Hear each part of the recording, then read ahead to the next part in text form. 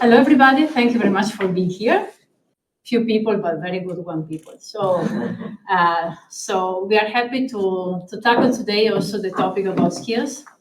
We know that our society is challenged by different transformation and different changes in terms of workforce, professionals, preparation, how they tackle, for example, the green transition, the digital transition, and digital solutions nowadays increasingly available, and also the need to be more competitive and also remain resilient.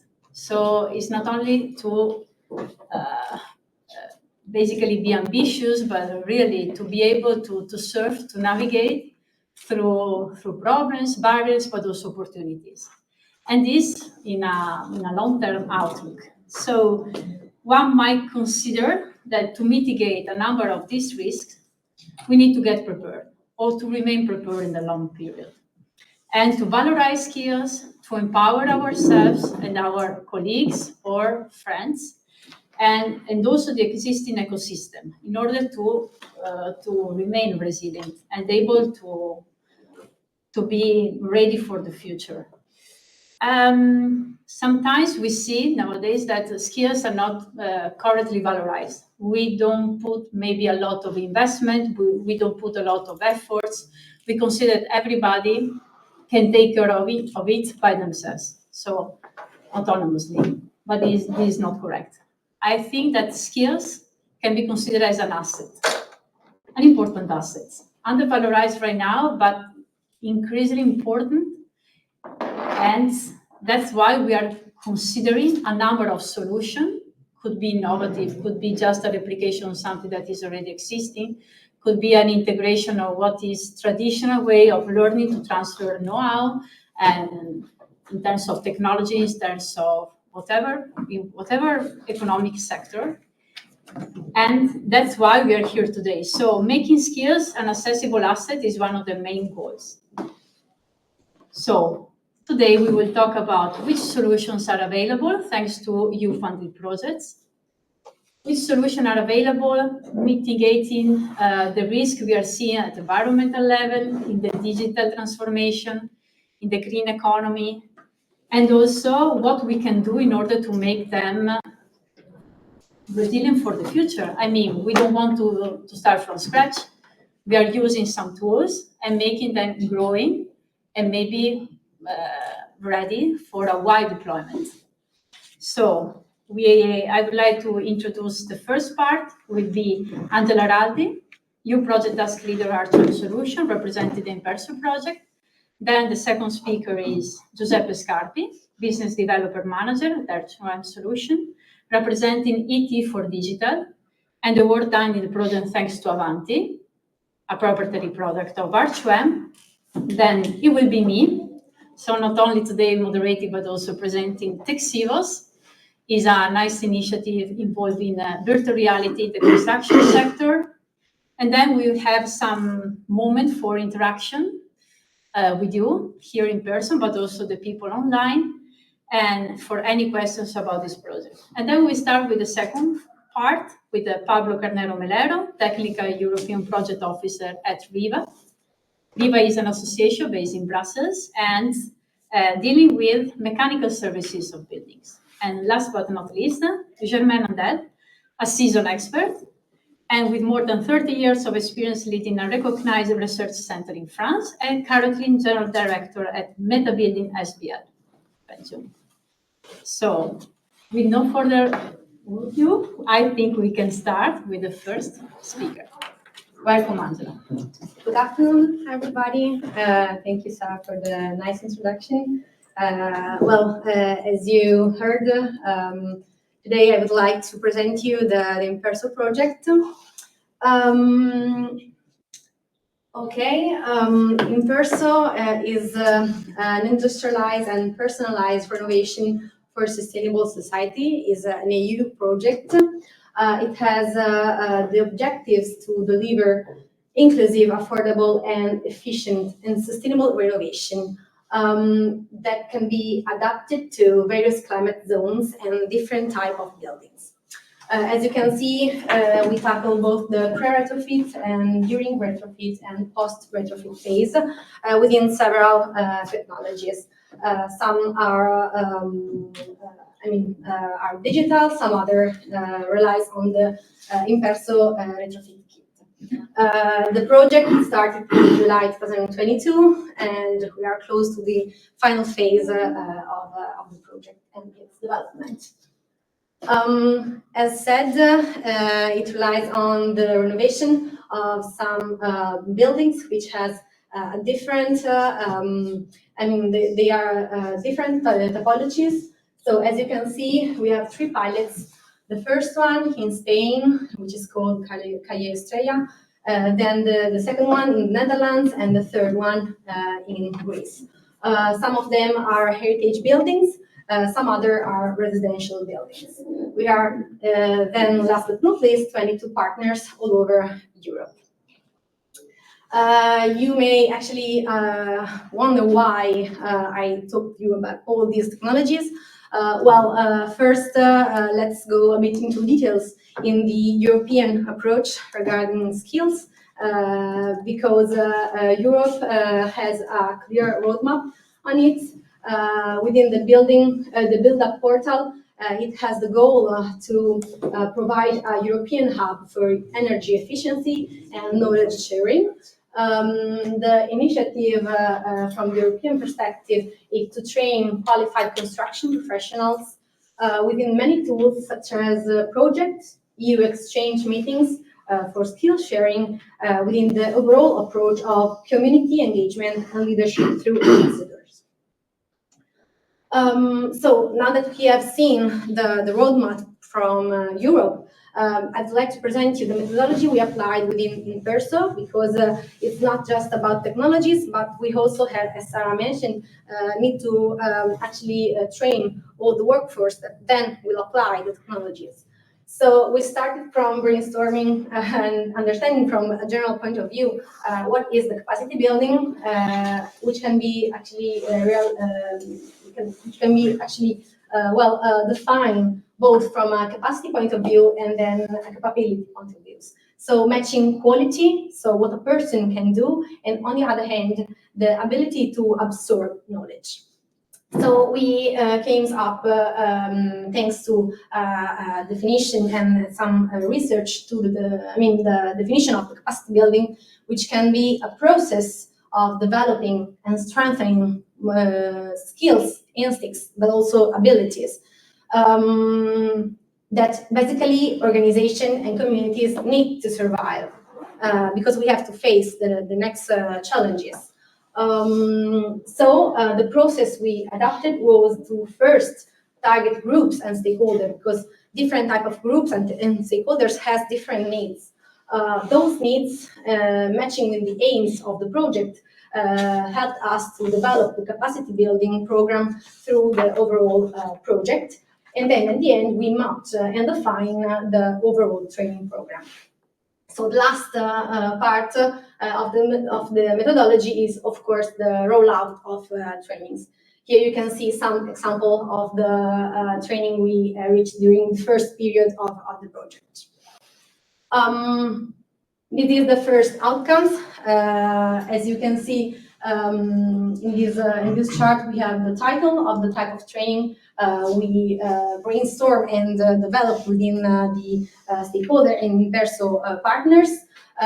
They have several titles different by the topic they are providing. Bridge training, there is a partner leader, and not all the trainings are equal to each other. So some type of trainings relies on workshops, some other relies on user manual, and it's always to look forward to the needs of the specific environment you are targeting. And then last but not least, the timeline to actually look step by step the development of each trainings. Here's some picture of the first rollout of trainings. So we had some user manuals on the installation of some smart technologies. some other trainings, such as a workshop on the scan-to-beam methodology that has been applied in the Inverso project, and some other, this is in present, some other are online, such as the one that has been performed for the Inverso platform. Then, from R2M point of view, we decided to strengthen the project, the process of capacity building, development, deployment, and through an implementation and deployment of the learning management system, which could actually support the overall process, and through training fields, which are small, visual, strict to the point, support the upskill of the workforce. Here's some example of the first courses that has been released. And lastly, I would like to actually give you an overview on the challenges that you need to take into account when trying to define capacity building from scratch towards the needs of the project and the overall ecosystem. So first of all, you need to pay attention to the planning training on time, and you have to constantly monitoring the overall training activities. As you can see in the previous chart, I mean, the timeline helps you to monitor everything, and it's really important to keep everything on track so that the workforce reach the maximum, I would say, impact possible. Also, another important point is to collaborate within training responsible partners, but also some trainings could be actually can overlap with the dissemination and communication strategy. This type of training could also help to reach a large amount of stakeholders. And last but not least, you have to find the most suitable training type to address the project aim. So be aware of training languages, because sometimes this topic is really important to reach the maximum impact. Focuses on topics, confidentiality, and training structure. And that's all from my side. Thank you. Thank you very much. Only just to remind that the project is the acronym of Inverso, stands for Industrialized and Personalized Renovation for Sustainable Societies. So the point was, okay, as part of a deep renovation program, which has to be realistic and also holistic, there is an important part related to skills. So empowerment of the workforce and understanding and mapping understanding and delivery. Capacity is in a hybrid mode, we have seen. Thank you also for having introduced us about the challenges, because we usually used to showing off. I mean, let's say, okay, it was brilliant, a wonderful, wonderful project. But of course, as in any adventure, in new projects as well, and also with pilots, we know that there are some limits and consideration to be made after. I mean, it helps you to look forward to the next path. So, of course, having this kind of knowledge should support the next step. So, any other consideration? Is there any follow-up about this project foreseen, or right now you are still in the working and finalizing, so very active on this, so we cannot say there will be... No, I mean, we are in the last phase of the project, so the first part, as you saw, based on the user manual delivery within actually the technology readiness has been done. And now we are focusing more on the, yes, both dissemination, but also trying to let the overall technician that will use the technologies must be aware of how to use it. Also, for example, tenants that will be, I mean, the main user of some technologies need to be, aware of how they works. So this is the last part. So seems easy, but it's not. We have also some brochure of the project here, so don't be shy. You can come here after or during the answer. Thank you very much, Angela. Thank you again. So it's the moment of Giuseppe.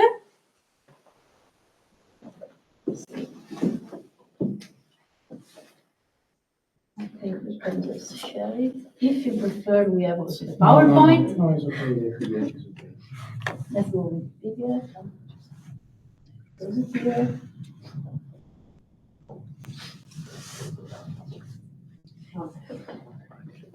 So just introducing a bit. Wow. So, I did some damage. no, it's just lengthy. Maybe it's easier with the buttons. It's only slow. Slow, I guess. Okay. So maybe you can go one step back, I guess. So this is an Erasmus project, Erasmus Plus project. So the challenge at the beginning is that You will not see sometimes, the title. yeah, okay. Not a problem. Not a problem. It is about ET for digital. Yes. So the point is just that the construction sector might be a bit reluctant. So might face a bit of resistance towards BIM, Internet of Things, augmented reality, digital twins, etc., etc. So the topics we are talking about these days might be not always accessible.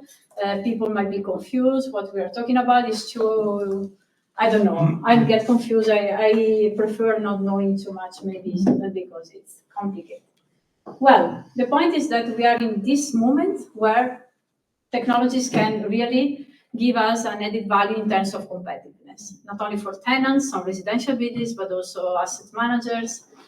And what is important is to get people, and especially the workforce, not really the profession, but the workforce, prepared as well. As we said before, having a common asset in terms of skills.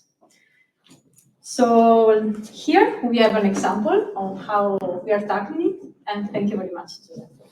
Thank you, Sarah. Okay, maybe for digital represent the problem, the issue of the skills from a slightly different point of view. I believe that it is 10 years, maybe more, that we say that we need skills in the construction sector. We need to attract the young people. We need to digitalize. So the big question is, why is it working? Or why isn't it working as fast, as well as we expected? There have been a lot of projects, a lot of initiatives, a lot of money poured in this specific topic. And people digital tried to investigate not the how, but the why. So what can we do better to really bring these skills? Okay. What I write here, more or less, I think that every one of you has seen this slide or different slides and similar to this 10 times, 20 times. Digitizing, struggling with the workforce, we need innovation, we have skill gaps, and the solution is training. Okay, is always training. But training is not so easy. Training is also straightforward because all of you already know we need to identify the needs, we need to prepare the materials, the methods, we need to bring the technologies to schools, and I will tell you why we involve the schools, of course. We need to train the trainers, and we need to prepare learning paths that are not the same for everyone. And we involve schools because there have been a lot of projects on the construction site, and they didn't work. Once the project is finished, bye-bye. No new technology anymore. And so the idea was, let's train young people. Let's train the people in the vocational schools, because they will bring then the technology to the construction site. But thanks to ET for Digital, we discovered a criticality, which is the fact that we don't have new techs at school. Okay. And so this is what I call the VET paradox. VET stands for vocational education and training institutions, schools, educational bodies, and so on and so forth. But the fact is very simple.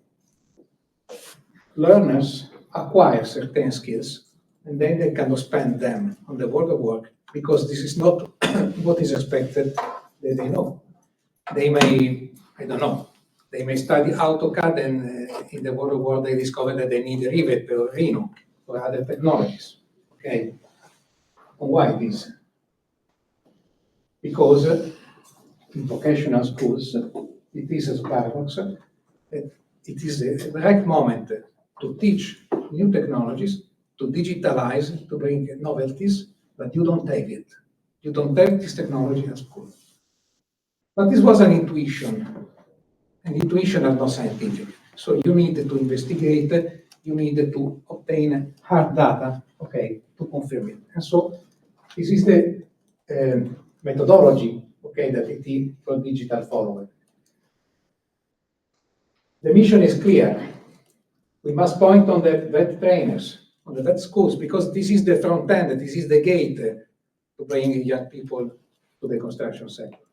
Okay? How? We need a circular process, not circular in the sense of circular economy, but something that is in a loop, okay, a virtuous loop. Okay? From the market needs to the real world training, impact measurement, and then back. Okay, I understand that I must change my training, I must change my methodology to be more effective. Of course, the focus is to create a bridge between European research and market. And you know that R2M means research to market, and so this is exactly what we are trying to do here, with the help of our friends of IPLE, and I will spend a couple of words about IPLE a bit later. And the goal, of course, is to strengthen this link between industry and vocational training. Okay, as I said, this was an intuition. So, and this is the passage from the intuition to a scientific methodology. We asked, is it true that vocational schools has not these technologies available? Yes, it is. But how we discovered this? Thanks to scientific analysis of the digital ecosystem of the construction world with surveys, literature reviews, focus group, and also interviewing directly professionals, renewable professionals from the construction world. And yes, in the end, we discovered that in fact, there are adoption barriers. There are not human adoption barriers. We will see that students, also teachers, are enthusiastic of the technologies. But they don't have it at school. They cannot demonstrate because they don't have it. And so we end up with a suggestion for creating a new training framework. So a new vision, a different vision that maybe can solve this problem. Okay, the second step, as I said, I anticipated a bit some things in the first slide, but in the second step, we acted. After discovering that our intuition was true, okay, we say, okay, let's do something practical and see what happens. And we articulated this in 3 more steps. Step two was measure before training. This is another important thing because if you want to have an effective training, you cannot think to train the same thing to everyone because it doesn't work simply. And so you have to assess what the students know. And we did it using some proprietary technology of a prime solution, which is the Avanti solution, which includes the Avanti virtual interviewer. It is an AI-powered virtual interviewer, so you actually have a live interaction with an AI, of course, so it is not so much live, but yes. But natural. But natural, yes, it is natural entry processing, not human. And this is very useful to identify in a natural way the gaps, what you expect, what you know, what you would like to know, and so on, the areas of improvement and your strengths, and so on and so forth. And then only at that point you can create these tailored pathways. Okay, maximum efficiency, maximum engagement, and maximum profit because we must not forget that we are talking about companies. Okay, this is research but applied to companies. So now we have everything. Let's start doing something practical, hands-on. Okay, and this was the creation of this live digital model with digital twin, not a digital twin of a rubber duck, a digital twin of a real live construction site with IoT sensor, laser scanning, 3D images, and everything that you can expect on a real construction site. And the answer from the teachers was extremely positive because they, as I said, they are enthusiastic, they are eager to acquire this technology, to transmit it to the young people, to the students. But now we have to close the loop. And this is where Avanti proved to be effective once again, because after the training, we have what they call the ex post, okay, after the project measurement. Okay, so we close the loop, we test the effectiveness of the training. Besides, checking the effectiveness of the training is not just a sport that you do in your project. It's something extremely useful, because there are many funding opportunities that where you get the funding if you demonstrate not only that you did the training, but that the training was effective. So you need to measure it to get the money. Avanti Virtual Interviewer proved extremely effective in this case, and as I said, the results are, we have now a data-driven evaluation, so it's not something that we invent, it's hard data, okay? Insight, lesson learned, and the guideline for replicating on other web systems. Okay, I think this is maybe the last one, so it's a bit auto-celebrity, but it's okay. Building the future of construction training, so with a dual value, which is accelerated digital transformation at last, I may have. Train the professional, because if you don't have trained professional, you cannot have trained students. And with the goal of creating a sustainable digital training ecosystem and standard with synergies. Of course, all of these will work if we continue this kind of initiatives. So get more funding, get more effort, spread the word, replicate the model, and at a certain point we can hope that the construction sector will work with its own legs. And with this, I think I'm finished.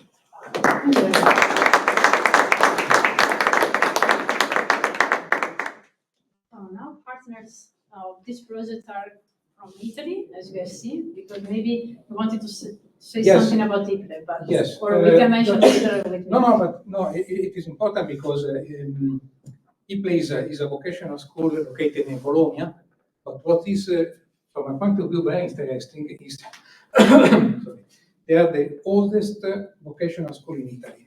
I think they have something like 100 years of life, sort of. And so they come from the mortar and brick up to the digital twins, up to the augmented mixed reality. Also thanks to some collaboration where Sarah will say something in a few minutes. And it was a very, very interesting cooperation because they are very active and also very, come si dice consapevole in inglese? Aware of the fact that there is this limit about the trainers that must be trained with new technologies. They don't have them, but thanks to this kind of project, they are slowly acquiring new technologies. And you remember, Sarah, that during the last meeting of the project, Gasmet said there were very interesting things. Yeah. He said, we did this project, we tried this technology, but next week, the project is over. Next week we will use exactly the same technology in our lessons because we acquired it. Okay, it is part of our training method. Thank you.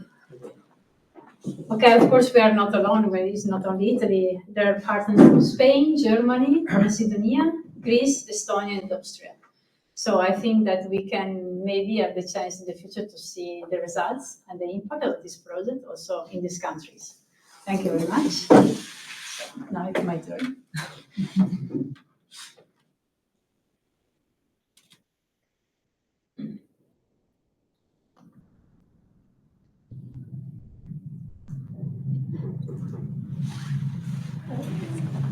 Sì. No. Full mode. Okay.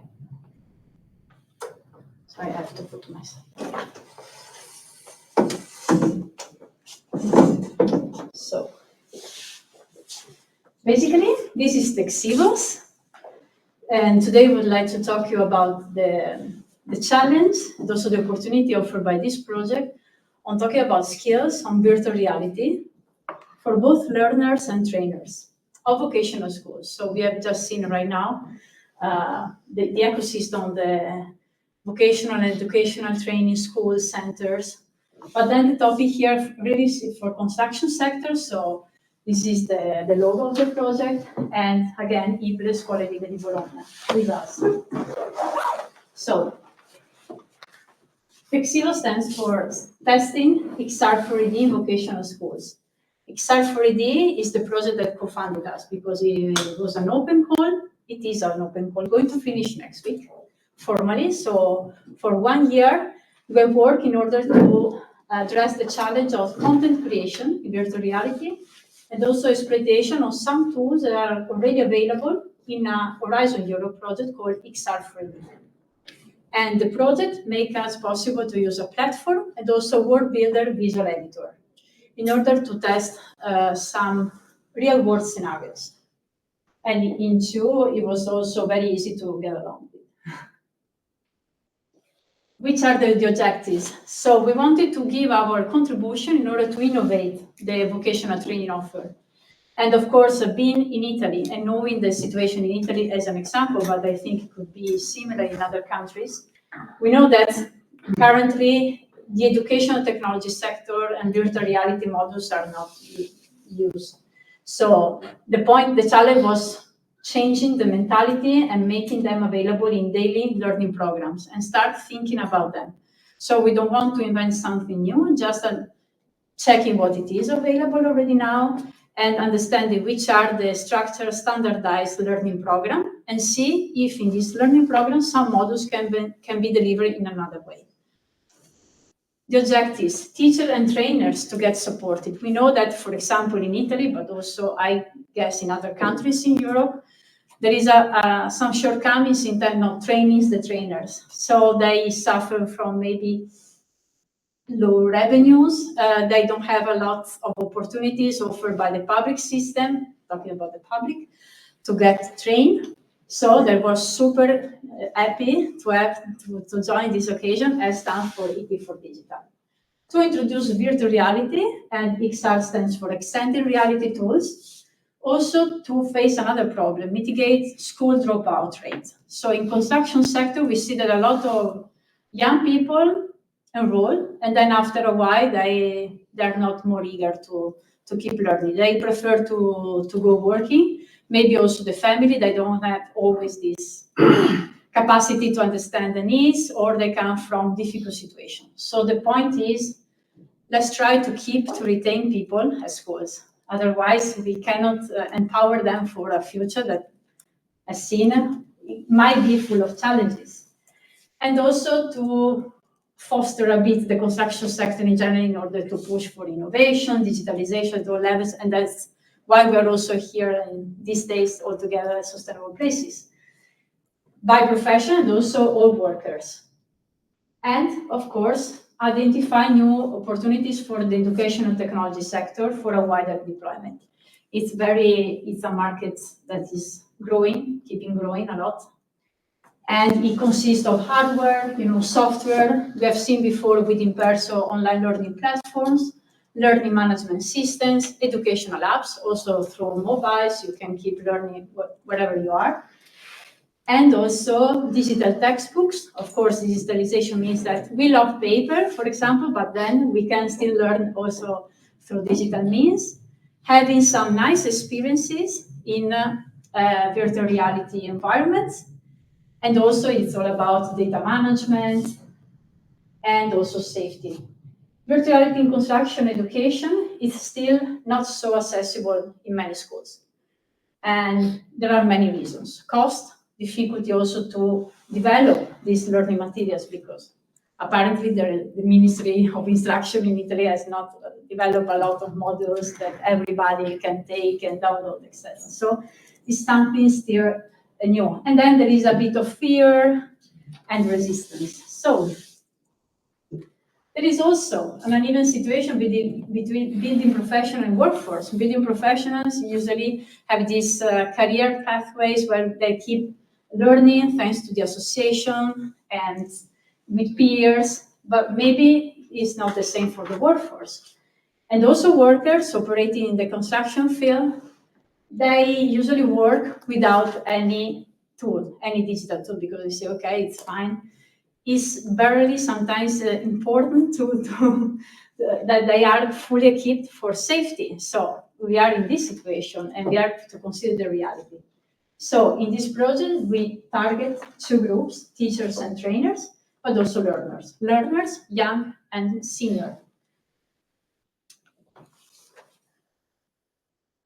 In terms of learners, we thanks to also to IPLE, we address the educational and vocational training course. Is a degree about building and structural operator for young people from 15 to 18 years old.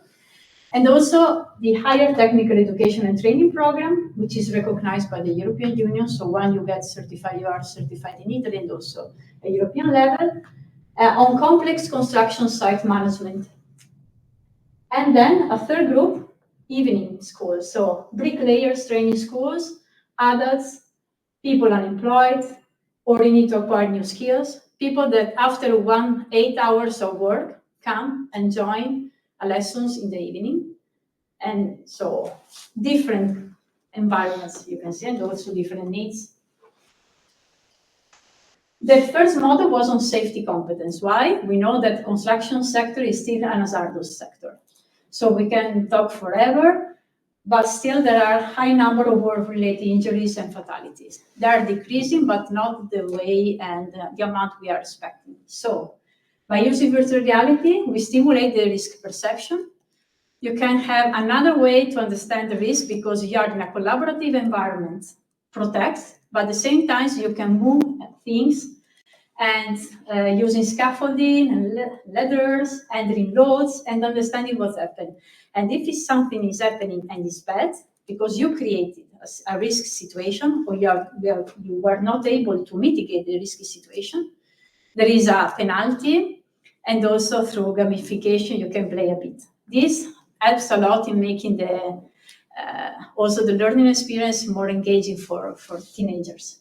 And also to teach the correct sequences to be put in place, because you can access to a functionality and say, okay, give me the answer in the end, and they show it.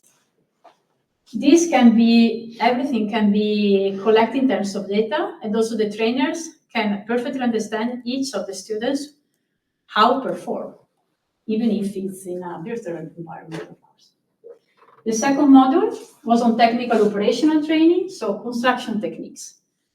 Why? Because acquiring operational skills stands at the basis of the workforce of capacities, and also playing both in an individual but also at group level. So sometimes you can do something by yourself, sometimes you have to cooperate with the others, other 2 or 3, because it's a heavy, a heavy asset, and you have to cooperate together. So you can, thanks to the virtual reality, you can facilitate daily operations. And also, some of the people, we're seeing we have different intelligence and capacities. Some people might have difficulties to understand the abstractness of technical data, understanding drawings, understanding how, complex, complicated geometrical forms have to go together, etc. Thanks to a virtual reality environment, you can play with it, look at it, and study better in order to understand really how you are positioned and when it has to go. And automatically it can also measure, for example, if the degrees are correct. It has to go 90 degrees in comparison to the other element, perfect. You can directly measure it. So it's something like adding value also to your experience and to understanding the 3D environment.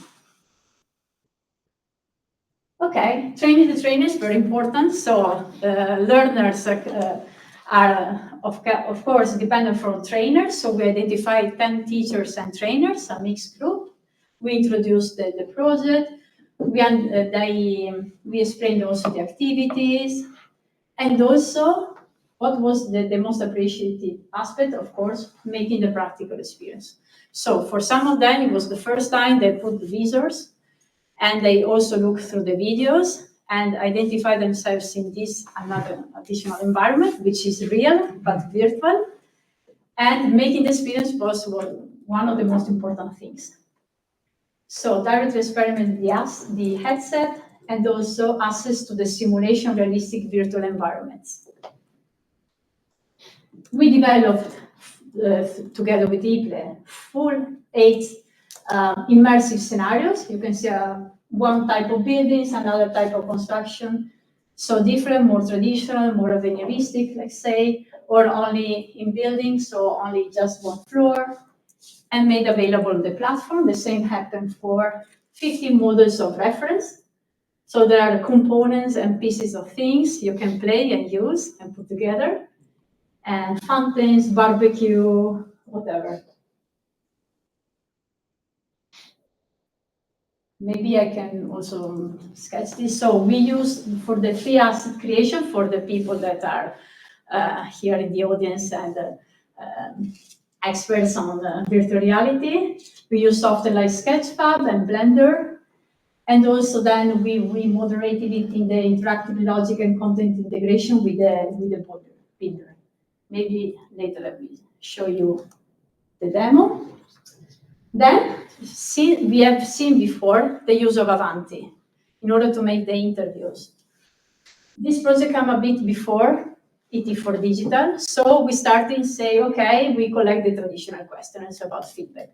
So we get the feedback from 51 learners, 7 trainers, okay, so in a traditional way, questions in person and in written. What we heard is that everybody already heard about it, the virtual reality, augmented reality, but no experience so far in the learning sense. And they generally consider satisfactory. They were curious about it. And also they consider that there should be more opportunities for lifelong learning on virtual reality. Also knowing that there is a network of trainers where to share experiences, especially in the construction sector. Maybe having access to more digital teaching tools. Of course, this comes also with a cost, but maybe with the public fundings, Italian and European ones, we can, for example, support a school like IPLE in order to make them available. And also fostering a great integration of digital technologies into existing school curricula. The most requested tools and methodologies were accessing to practical lessons, because the first way in order to be curious about something is try it by yourself. And so experiential learning. Other things, continue with practical lessons. And also we have seen that some of the people which were a bit like this, resistant to digitalization, say that, okay, we don't have the basic digital skills, so how can I transfer something virtual reality? Maybe I don't see the opportunity here. I'm maybe near retirement. Why I have to put in under discussion myself and my career in order to learn something like this? It seems complicated. The lack of economic resources to invest on this, and the general perception that digital technologies are complex and difficult. But the majority, again, as said by Giuseppe, said that they were super happy to learn about it. And it's not related to the age of the trainers or teachers, no. Of course, they see an opportunity for the virtual reality to bring the younger generation closer to the construction industry. There is a sort of, young people generation are more used to digital tools, and it's a way in order to add bridging also generations. We have seen before Avanti, so I don't want to go over on this. We target Avanti and especially the virtual interviewer to the needs of the Texivos. And it was nice because some of the teachers was the first time also to use an AI-based tools in order to have interviews. So they discovered they were positively surprised that it was user-friendly. And they were going onward with the replying, etc., etc. So it's nice that one might consider, okay, it's not, there is no real person in front of you, but you feel anyway comfortable in order to provide information, also with an AI-based solution. Thanks to AVI, we have seen that the potential is is there. Virtual reality is a valuable tool. There is still an initial confusion, lack of familiarity, but which can be overcome by training. Nothing that we cannot do. Teachers are eager to explore further applications. In terms of psychological pedagogical shift, it's interesting because it's a new opportunity to focus on yourself and to understand new things. And there is a clear preference for experiential hands-on learning. And in terms of safety and practical aspects, it can really help a lot in order to get this important concept for construction sector in the real world. What's next? Well, there could be the opportunity maybe for a follow-up project, let's see, could be public, national, could be European, could be a private also need. We think as a consortium that there is the good position right now for the construction domain to access to a higher level of digitalization, not only for professionals like nowadays and these days as sustainable places, but really for everybody. Maybe choosing which ones, of course, but not all, the most advanced one, and to offer the people the chance to change mentality. So this was very important for us. So making them aware that it's possible, it can be done, and also without disrupting a lot their learning program. So again, these two models were fully integrated into the existing program, standardized program of at the Italian level for the construction sector. And last but not least, they were not directly addressed here, but the same as SMEs have to be reached out with these results, because some might see the opportunity to invest in it, not only for selling their own digital tools, of course, but just to say, okay, if we have these people trained on these tools, I think I can consider they can also use in order to shorten the time in construction, in deep renovation, and also giving an added value. This is something that we are still missing maybe, but we are working on it. We are fully aligned with the last point, with national and European strategies, for example, the Union of Skills, other organizations at European level. I think there is space for more to come. Thank you.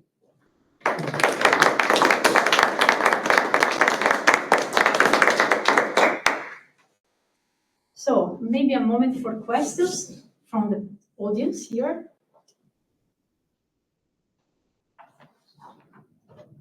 Or maybe I have some questions. I have one. Yes, please. I feel like we're discussing about the construction sector in general, and this bothers me a little bit because it's not the same. No. Or we are assuming it's something homogeneous, or No. And I don't know if you are talking about SMEs, a bricklayer is not the same than someone engaging perhaps an electrical employee that has to have kind of use paper plants because it doesn't exist almost anymore, etc. So I bet that there's different levels of digitalization in different sectors of the workforce. So, but we are having a picture of something homogeneous. So, my comment or question. No. I think it's a good provocation. Maybe I have to put myself here to remember this. It's a good provocation because we cannot say exactly. We cannot say that's all for everybody, and it's a limit. It's a shortcoming indeed to identify everybody as in a European context, etc., etc. Indeed, we identify some young people, for example, that are basically seeing themselves in the construction field, but also bricklayers and construction professionals, but maybe they're not aspiring to a higher career, okay? So, but not saying because they're limited, but because it's a choice they're making, thanks by investing their time in this kind of schools, in TVET schools, so they're very practical. Differences are with the electricians and other operators, for example, plant systems in buildings. Yeah, there are a lot. We have not investigated maybe them so far right now. I mean, the three projects. Maybe, in person, they have considered it. that consider different categories. If you want Yes, to- indeed. When at the very beginning I described the methodology matching both needs and aim of the project, one of the key points that you have to consider is basically the output. I mean, are you preparing a training for whom? So that each user has specific needs. In Imperso, we have a different type of trainings. Some relies on technicians, so then you have to prepare a specific type of trainings. Some others are for students, so you have to train them to work to see the future in the next challenge in the innovation. And some others also are for tenants. So you have to balance. It's I would say you have to use a methodology and then try to apply it to several ecosystems. There are opportunities also for, maybe you. But it's a different question, so Ah. finalize the No, debate. for personalization, I think there is a lot of room for personalization. So without a lot of cost, so there is a lot of effort in order to map, okay, we are seeing, to update, to identify which are basically the trends, etc., etc. At the same time, we can have some personalized versions of the same training course. We can have the same course in different languages.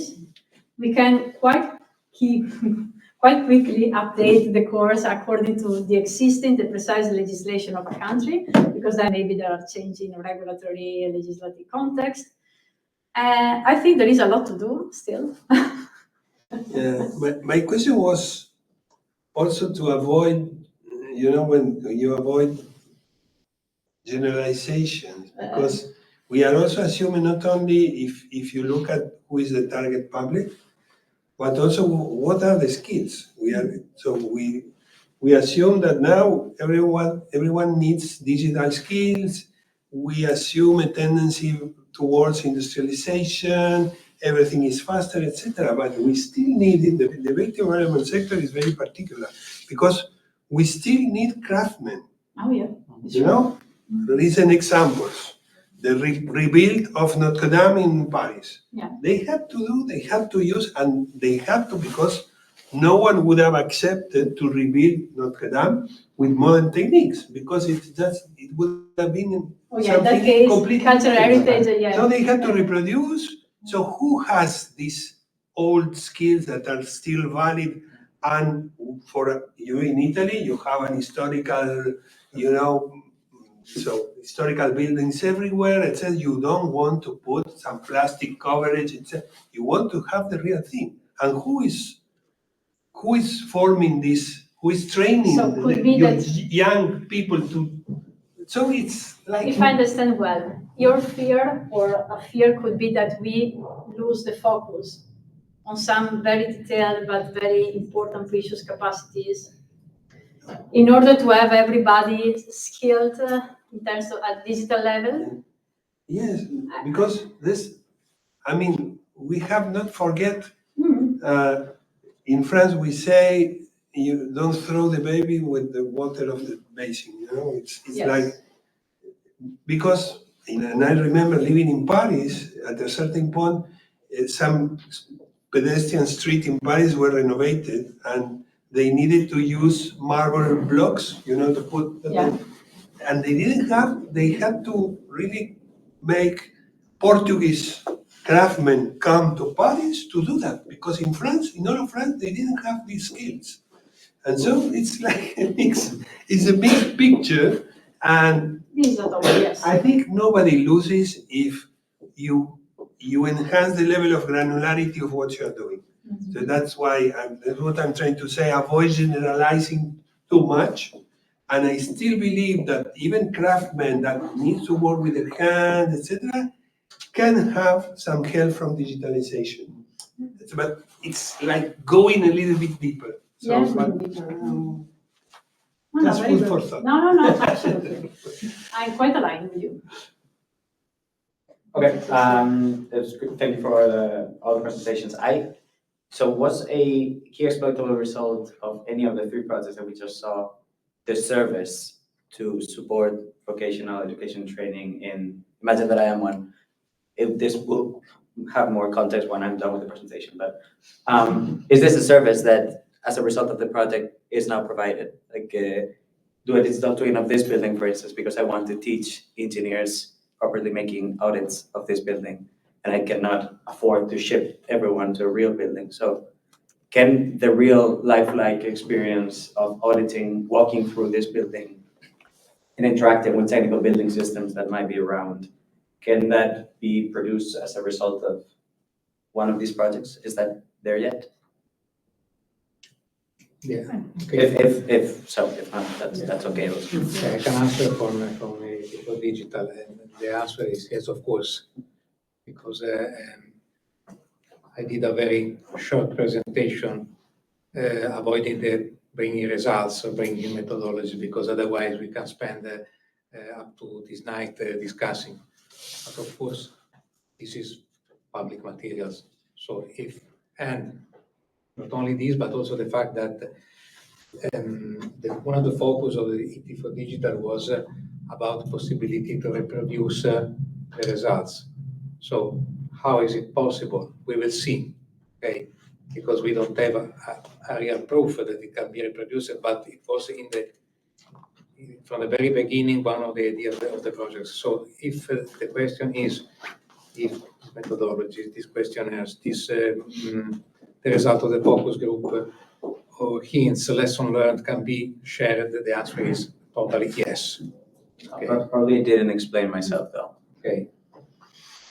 Is a spin-off or something resulting out of the projects that I could send an email to hire them to make a digital representation of this building with actionable elements that can bring the real life experience through a laptop to all the engineers in the federation that revised. Okay. Well, for this we can maybe keep in touch or get in touch after Great. this, because yes, I would say yes, but it's better if we prepare something more structured, let me say, and I also involve my other colleagues. Okay, I get the yes, but the but will continue it at the coffee break, but the yes, I'd like. I think that there are 3 or 4 different exploitable results that can be, can come resulting from this project. I mean, one is for sure the solution that Giuseppe has mentioned about Avanti, the skill gap discovery solution is per se a good result from that. Then there is an updated methodology of teaching. This is something that part of the CBOS was to create a new methodology in which new augmented reality solutions were part of the teaching. So this methodology is there. IPLE has it. IPLE is planning to use it. So they already have it. Then there is the learning management system. I mean, there are plenty of learning management systems. You have OpenEDX, you have Udemy, adapting them to the specific needs of any company and organization, having a good recommendation system, maybe linked to the results of the skill gap assessment is important. So the learning management systems also per se is a good result.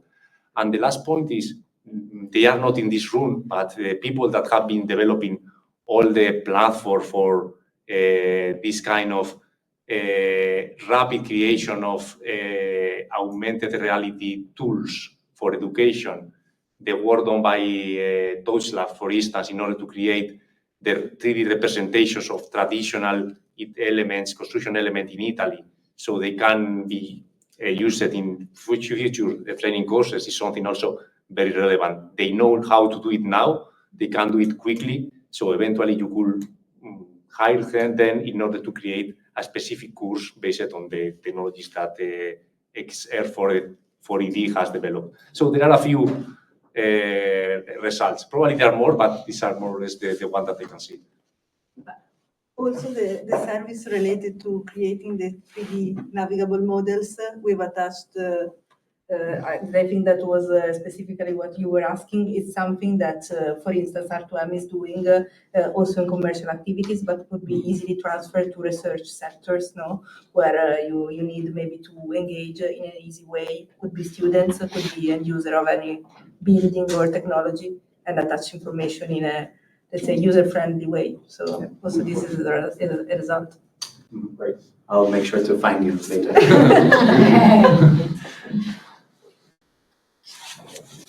If there are other questions, maybe, you know. I have to do not forget the people online if there is somebody online. What?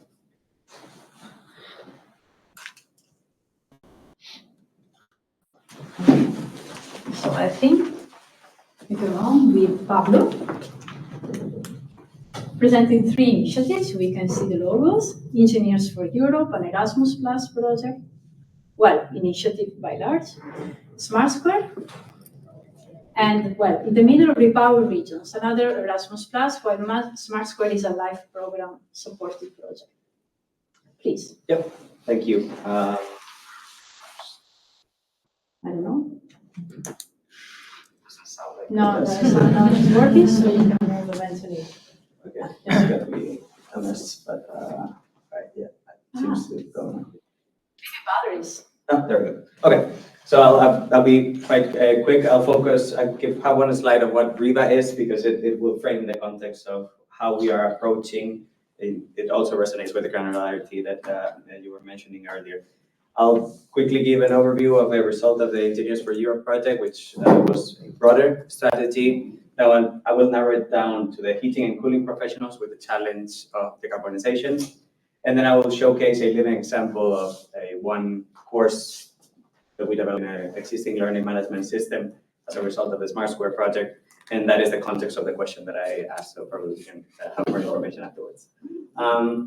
So quickly, Riva is a Federation of European Heating, Ventilation, and Air Conditioning Association. So we represent building service engineers. That is the scope that we're looking at. So we're not addressing the bricklayers, okay? Everything in my presentation is about engineers, building service engineers in more than 24 European countries.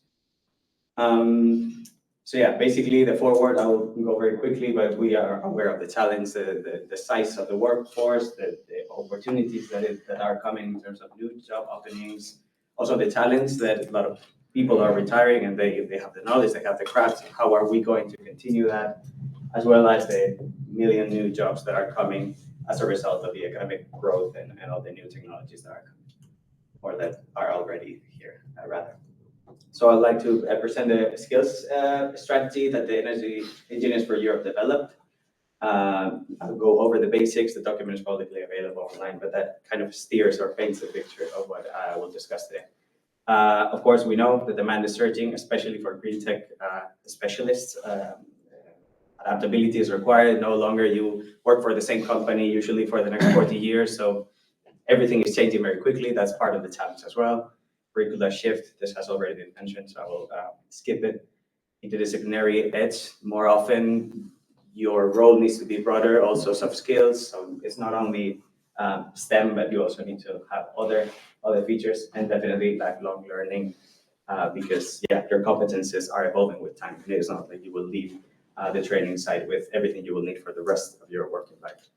And of course, a stronger EMS, this was also mentioned by my colleagues, that we need to learn all the talent pools that may be untapped at the moment. So yeah, who needs to do what? Because this is, broad challenge, but we have professional organizations such as Riva, for instance. So we do need cross-border certification, develop lifelong learning. We can be the bridge between the industry, the real market, but also the research. So although Riva doesn't stand for what R2M stands, we share that mentality that there needs to be a link between those two things to actually impact the real world. Embed all those skills in the higher education institutes and voluntary educational providers, like my colleague said already, so I'll skip this. The industry needs to play a big part, because to bridge that divide that was mentioned also, the acquire versus require gap that was mentioned, they are knocking at our doors because they're also supporters of Riva and they're demanding us. We know what we need, but we don't find those profiles in the market. So really help us, because we cannot wait for universities to adapt to their curricula. So we really need the solution now. I have a shortage of workforce today. So I really need fast solutions that can close this skill gap. And by the way, they are the ones that have the money, so they're willing to pay for this to happen. And of course, policymakers. So reignite this, facilitate their mobility, and try to make this European market and the transference of workforce also easier from that point of view. So this is what Engineers for Europe did.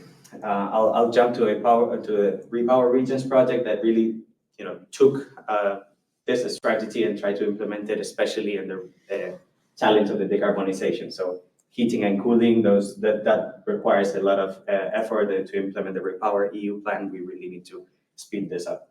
So just in a nutshell, so that you see that it's a broad network. We have institutes, but we also have professional organizations, and as a result of those associations, we're engaging the industry as well. The project started beginning of this year, so I don't have tangible results, but I do have the layout, the pathway that we're outlining. So this is basically what we aim to do. I'll make an emphasis on the regional alliances. That's a unique aspect of this project, I think, that we're trying to really keep this sustained so that we can ensure that all the materials and all the lessons learned can really resonate between the different regions, and that no one's can join the alliance after the project is finished. Try to sustain the results in the longer term. 3 phases, usual suspects. So this is the one that we are concluding next month. So we have really had interviews, focus groups with a lot of stakeholders from the whole value chain. So we brought the installers sat down. We have a partnership with the GCP Europe, so the European entity that brings together plumbers, electricians, so that they could have their say as well. Industry, and we have had really everyone in this, and the landscape analysis will be a public result that is to be published by the end of this year, tailored to each of the regions that are part of the project. We will develop these skills, also micro-credentials, the toolkits for the trainers. The courses will be for free, and they will also be brought to the universities, but with a clear mind that the VET providers are the ones that are going to be fast at implementing this solution. And then the regional collaboration, like I said, to try to turn these partnerships into this longer impact. And we are very eager to see already that the industry is very keen on this. They really are happy to see this cross-collaboration. This was mentioned earlier today at one of the thematic tracks. With the new policy changes, at least the European legislation sets a common framework, but in the end, they need to be aware of what is happening in every region, especially if the companies are not focused only on one regional market, but they have a global nature. So yeah, as the results, like I said, very quickly, this will be curriculum, online course, toolkit, guides for the teachers. So similar results, but again, particularly addressing the challenge of decarbonization for engineers. So this is what you will find in the results of this project. I will quickly go to the last bit of the slides, which is a concrete result as a result of the Smart Square project. Life project addressing the SRI, so this new policy provision that started in 2018 and has been reinforced in the 2024 recast of the APPD. Article 15, the SRI, I don't know how familiar you are with it, but it's just going to be a new assessment that buildings used to have on the EPC. They already, well, not yet, but it is likely that by June 2027, large number of residential buildings like this one will need to have an SRI certificate. So this is what we developed, a virtual training center to try to digest to the local level this new policy provision that right now may seem superfluous for engineers because it's not mandatory yet and they're quite focused on what they have to do today. Mm-hmm. But part of the vision of the SRI is to have this common European scheme. So that means that the sooner you get trained, also the bigger market you're going to have, because this will be a requirement by national law in 1.5 years. So it's not that far away. So I will show what we did. This is a Moodle-based LMS that tried to motivate with this key message to future-proof your expertise. This is probably unlike some other digital innovations that may be a market requirement. This is going to be a legal requirement. So we also had that upper hand, let's say, in the key message, because you will be asked to do this. Building asset managers are going to demand this because they will be forced by law. So the pool of professionals able to do the SRI is not there yet, but it's really going to be there in 1.5 years, whereas probably the implementation of digital twin technologies, Internet of Things, might or might not be because it's rather bottom-up initiative rather than a top-down like this one. So basically, main features of the platform that we developed is self-paced, so you take it at your own time. You are enrolled forever, like any learning management system. For as long as the enrollment lasts, you're able to take it and retake it and get back to it anytime you want. It's a modular approach, so you can consolidate your progress and like checkpoints, and then forget about it and then turn up to it later. It's practice-based, and this is the topic that I want to get back a bit because I'm really confident we can enhance the learning experience, particularly on that front. It's interactive. Of course, it is accredited, so RIVA is the entity behind that will accredit the engineers that complete the course that this is valuable. So this aims to instill trust in the market. There's a federation behind with more than with a lot of experience, more than 50 years already accredited presence in the market. We think that will instill trust and not be the next thing that research projects created and whatever, we'll see if it works. And of course, because it's a Moodle, it's accessible through a offline Moodle app, so we also think that might be an added value. So I won't bother you with this, but it's 8 hour. We have quizzes, we have exercises, progress saving, and all those features that a modern LMS would offer. Course blueprints, this is mainly about what the SRI is in a nutshell, but you consolidate the basic knowledge that you need to have to understand what the smart ready buildings are in the framework of the EPBD. Once you're there, you're taught to actually go to a building, interact with a building manager, and be able to assess the smartness of a building. And in the end, you need to get accredited so that you can bring this credential with you for the rest of your professional life. So basically, the learning path is that you go over the theoretical materials that are in this SCORM format, so it is not a pure PDF that is thrown at you. It's really interactive. It has knowledge check questions. You need to click, drag and drop, so it's not like you can press forward all the time and just be done with it in minutes. You have a quiz, of course, and once you're there, the onboarding, let's say you don't need to do an exercise in this first phase. This is really theoretical materials. You need to read it and hopefully understand it, but you consolidate a badge that qualifies you as a Smart Readiness Explorer, let's say. You're not an expert yet, but you're getting there. Second module is about the Smart Readiness Assessment. This is, by the way, based on a SEM workshop agreement, so a standardized document that was published as a result of this project, and that is being taken up by a standardization technical committee 247 on building automation and control systems. So it's based on very solid material. It is not something that we came up with, it's what is going to be in the standard. Again, theoretical materials, you need to do the quiz, but now you need to do a practice exercise. And this is a case study, it's a pre-assessed building that we already know. We know the answers, we know the building inside out. So we know what the result must be, and we can quickly identify the issue. So we are able also to automatically grade whether you did a good job or not. Then you consolidate the badge and you're now an assessor, so good for you. Then we reach the last module. And here, no more questions. You already learned what you needed to have, but you're asked to do a real building of your own choosing. So you need to document the building with the templates that we make available. You need to submit the exercise, the assessment with one of the tools that the project developed, but in the future, you will be able to use any other tool that you please. We value that. This is a manual work, that the rest was automatically graded. This one is the effort of a professional. Of course, we cannot expect quality materials without devoting quality time to assess the progress of students. I'm almost done. You get a diploma, and of course you get a LinkedIn credential that you can publicly disclose in your profile, with the hope that employers in the future would recognize this as a credential and maybe even be able to discard potential new hires based on whether you have it or you don't have it. So that's that. We have other elements that go in line with some of what you said, news and updates. So we keep the engagement like you will have in a Twitter thread or LinkedIn. So your new policy update at the moment is at European level, but I'll go a bit in the details of what's happening at national level also. Community forum to foster, it was mentioned also earlier, so that experts that were already certified can be the patrons or supervisors of the newcomers, and they kind of create that we can foster that community. glossary of terms. Everything keeps evolving, so we keep all the terminology there so that we know where we're referring to.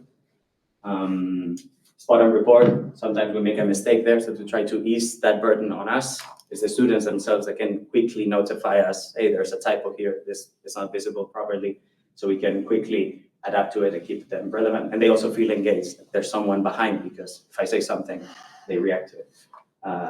All the EPBD is digested in a way that you can read it without suffering too much. So that's also a good point, I think. And templates that you can take for your professional life with you. So you leave the course not only with the diploma, but also with tools that can support your practice in the future. And if you want, you can give us your feedback at the end. So far has been quite positive. So this is it. The course is, of course, publicly available, is ready. It's available in English, and it reflects the European default methodology by the Commission, and is being adapted at the moment in Greek, Italian, and also German, but it's not here.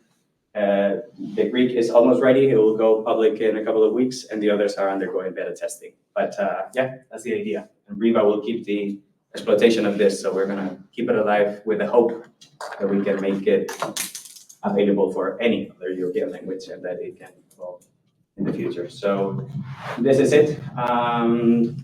And I will ask you the question again with more context when I'm done and when my colleague is also done with the presentation or later at the coffee break. Thank you very much. So Thank you. We have a question, maybe if we have time, but first you should mind because we're a bit quick. About the micro credentials and standards. I may have a question if we have time. Quick, The question is quick, the answer maybe not. maybe but- not, yeah. I will give you the yes, but probably the answer. I noticed that during your presentation, you insisted about micro-credential certification. And this is a topic that catches my attention because it is one of my concerns.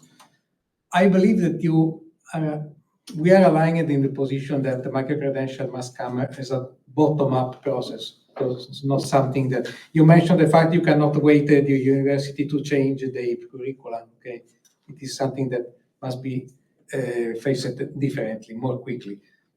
But at a certain point, there will be the need of sort of unifying or involving the academic in the process. So maybe the answer is very long, but you just spend some time, some reflection about how and when this can happen, or maybe you may believe that it is not needed, and if you have already some plans about this. I do think it's needed because Riva is a professional association. We are vocational education trainers. So we are not waiting for the universities to do it. We are doing the credentials. Mhm. But at the same time, of course, as a result, for instance, of the Repower Regions project, part of the alliances are the universities themselves. So Okay. we are bringing them on board, of course. We're just simply not waiting for them to do it. We are doing our own micro-credentials with the hope that eventually those new skills are included in the syllabus of the universities, because that's a must. That's the legal requirement. Eventually, to qualify as an engineer, you cannot do an online course. You need to go through a regulated, university or higher education, depending on the country. So, they need to be part of, but they have bigger inertias than voluntary education training entities do. So we can follow later. I think I took a bit longer than expected. I don't know if I don't mind staying here for the coffee break also. Okay, so we welcome Germain. Other, please. You can use this one. Thank you. I use that one. This one. Okay. We hear others. So probably some of you, or almost all of you, are bored and tired of listening to me. But the repetition is always effective. So I will keep on saying the same thing, but different, it's turning around the same, Pushing us, yes. but different approaches. I promise that this will be something different.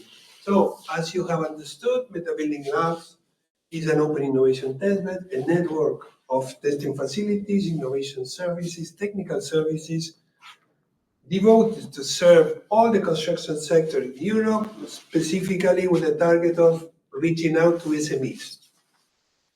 So these SMEs that we said, more than 99% of companies in the European construction sector are SMEs, 95% of those are small SMEs of less than 10 people. So the question is how you reach out to them. How to reach out to them, because they are basically, SMEs are struggling to survive. They are not, probably not innovating. They are trying to survive. Typically, contractors, at least in France, it's the only guy in the company that has a computer probably is the boss, and it cannot use it because it's in, laying bricks or whatever, or transporting materials, and so the invoice, the quotation, they can do it only during the weekend, etc. So this is the target we have. So it's how you reach out to them. So while I show you again this slide where we have a lot of technology centers, so at the same time, on the other bottom of the spectrum of this landscape, you have technology centers, big universities that have a lot of equipment that perform a lot of tests. Because don't forget that these SMEs that are working are building the environment, they are building houses. They have to comply with regulation, with everything they use, all materials they use, they have to comply. They are controlled, they have labels, they have certifications. So this is the world we have to really to connect. The world of high level service providers with SMEs. So I'll explain how we do it. So these are our highlights. Again, big ecosystem, a lot of partners, not only the network, but also the Build for People Innovation Clusters network, and this is important, you will see why. In terms of higher skill or the needed skill for this system to work. Build for People Innovation Clusters, over 35 clusters and growing. We have a nice open innovation platform at wd.com that handles pilot buildings, DPPs, building logbooks, etc., and more things to come. We have a management entity that I represent. We have a new affiliate membership tier, so everyone can become a member of MetaBuilding. And we have, and I show you this time, and not anymore in the presentation, but this is important because the O3 bed are this new test bed, real scales, typically for TRL 5, 6, that we have invented for MetaBuilding labs, and we are setting up a network of these, covering different climate zones, and these equipments will be backed by a digital twin of the facility, a digital twin of the material that we are going to test, or the component we are going to test, and they will be connected. So this will allow running several tests during time. This will allow to make simulation and refine the simulation models because you have the real data that you can use to refine your models. So this snapshot you saw yesterday. So this is the Build for People Innovation Cluster Network, a lot of users, etc. I won't be long on that. And I kept this slide because this is the Build for People Innovation Charter that all Build for People Innovation clusters have to sign or at least engage in a way, in a roadmap, in order to be able to comply with these 6 points. So I won't comment again, cross-sectoral innovation, cross-border, etc. But the last one is access to testbed and demonstration spaces. This means that the European Commission, the Build for People Partnership believes that, and I agree with that it's very necessary to have access to innovate. You need at a certain point to test your innovation in a meaningful, a significant environment, control environment. So these are test benches, and at the end of the day, in pilot sites with real building. So this is important. And we have a role to play this.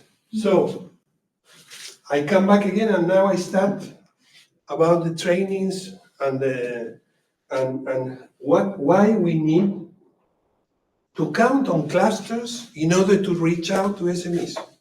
So these SMEs that we say they are isolated sometimes, etc., we bet that a big number of them are affiliated to clusters, regional clusters. They are not going to Brussels, they are not doing research projects, but at least they have an actor in their environment, in their ecosystem, and these are local clusters that they believe they have a problem, or they have a training, or They speak there's the language. something. Yeah, they speak the language, they don't speak English, etc. So this is the trust, the partner that they trust is the local clusters. So our idea since the very inception of this ecosystem is, hence the name meta building, is meta clustering. So we are using clusters in order to reach out to SMEs and convey our message and tell them, listen, we are here. If you need, we are here. Even if you are not innovating, we will show you what are the meaningful innovation that you can use because they are already in the market. So perhaps you don't know, perhaps you hesitate to use new materials because you always know and work with this and that. But so this is important. It's not only innovation. Doing innovation is important, but disseminating innovation is also important. So, how to convey our message to those SMEs? Counting on clusters. Marcello, this is for you. I'm here for this. So the idea is we have a two-tier support system. The innovation assistant, and these are roles. We rely on a role and a person, which is the innovation assistant, and the other one, which is the innovation coach. I explain first the innovation coach. It is easier to understand. The innovation coach, we call this the expert engineers that work in the RTOs that are my members. So all RTOs, like big names, whatever, national RTOs, they have a lot of engineers that are experts in a field. Timber construction, structural engineer, systems, whatever, so you name it. They have everything on board. These are seasoned professionals that know how to innovate, how to solve technical problems, etc. So this is what we call innovation coach. And why? Because we know when a client comes to an RTO seeking help, they need something, 95% of the time, they don't know exactly what they need. It's not, we have testing facilities. No one or almost no one will come saying, listen, I need a fire testing, I need a certification of this and that. This is simply not happening.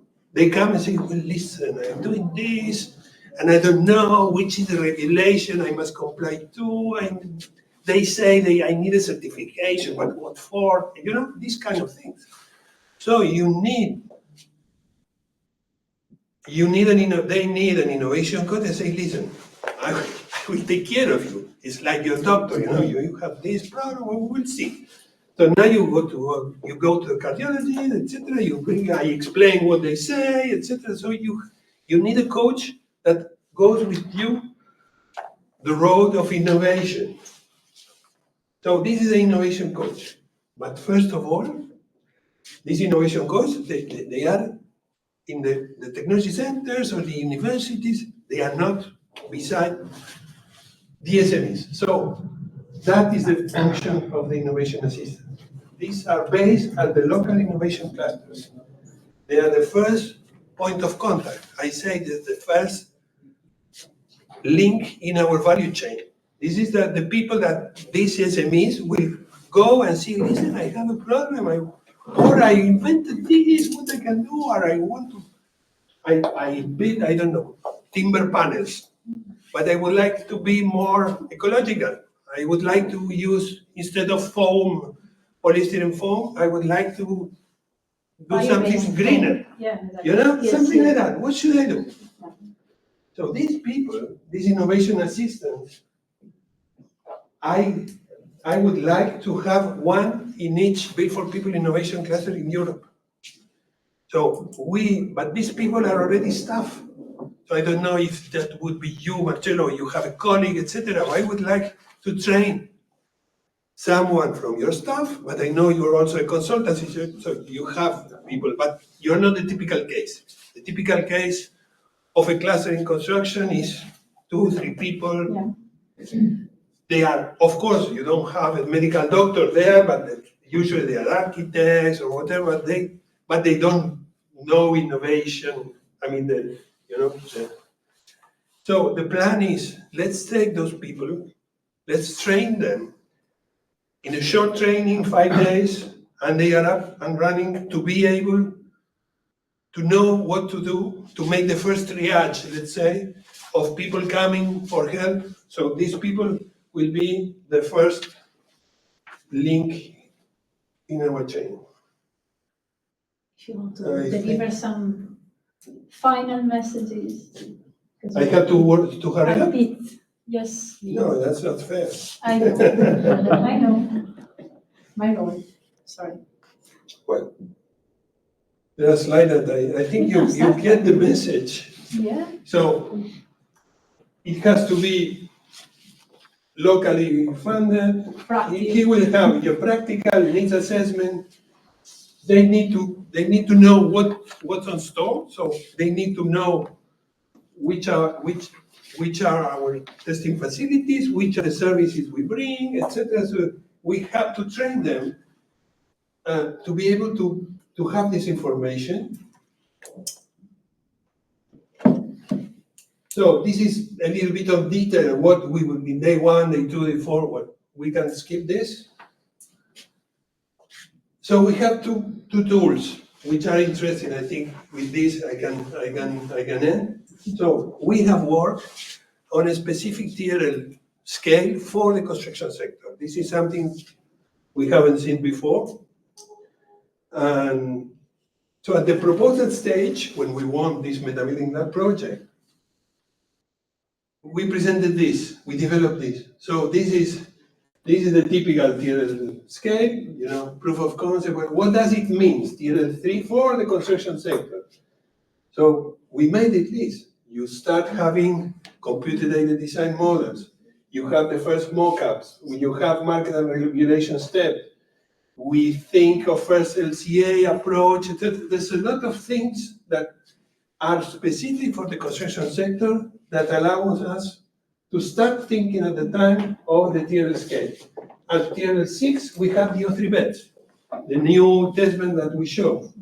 At TRL 7, we have the pilot building matchmaking model. So it's a database that helps facilitate to find suitable pilot sites for innovation. And during the project, we refine a lot this, so you cannot read it, but there's a full deliverable of this. We have not only a TRL scale, we have also a market readiness scale, an industrial readiness scale. So we have worked a lot on this, and we know exactly what it takes to go for the construction sector, the way from lower TRL to higher TRL. And the other one is the catalog of our service, of course. We have 750 testing services, etc. So they have to know where to find this information. They have to know, they have to be trained on the back end of the MetaBuilding platform to be able to search for facilities, to contact the right experts, etc. So this is a little bit what we have to do, and we are doing it not only in MetaBuilding Labs, it's StarTrack, because StarTrack is a support CSA for the Build for People Innovation Cluster, and we believe that if we do this, this will last. MetaBuilding Labs will last, even if StarTrack project is supposed to an end. If we have a good relationship with clusters and we have these people trained, etc., this will form a community of practice, and we will keep on rolling. Nice also the accreditation. Yes, But that of course. You are not waiting for the university, the syllabus, but you are acting already, and then There are examples that are trusted. And I think also it's a value proposition for clusters because they can say that to their members, listen, now we have one that can connect you with all these big names in the industry that can test, etc. You don't need to write an email to them. Yeah. You come to see us and we take care of everything. Very well, Marcel. Seven, we'll have a new job. Yeah, thanks to this workshop. Okay, that's it. Now, I thank you and beg your pardon. Start for a track, start? Star Trek. Star Trek, yes, very nice. Star Trek training program, maybe there will be new information on the website, I don't know, as soon as Yes, it's available. yes, indeed. So But maybe they- people curious that, I'm sorry, I cut your, No, I mean, just a reminder, so we are, this is most important. you have to, Yeah. we have two ways of becoming member of the Metabuilding Association. Either you are an RTO, university, a consultancy like R2M, let's say you are working with innovation every day, so you can become an active member. You are a cluster or a cluster of cluster or a professional association like yours, you can become an active member of Metabuilding, but those SMEs, lots of SMEs that are not innovating, that are not, and they are small, etc., they still can become affiliate members of Metabuilding. So they are in the loop. They use the platform. They receive a lot of, intelligence, curated reports, a lot of things. Cost is affordable. Yeah, very affordable. Yes. You can have 50 per year. Yeah. It's we want it to be a no-brainer. So we hope we have success and people start federating with us. And that's it. You have this in your bag, Yeah. the secure code. Yeah. And if you are an actor, so the active member, so you email me and we discuss. Thank you very much. Sorry again.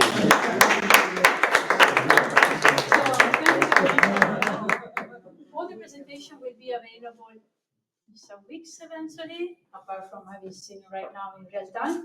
And I thank you again to our speakers for being available today. And I think we will talk about skills. Thank you.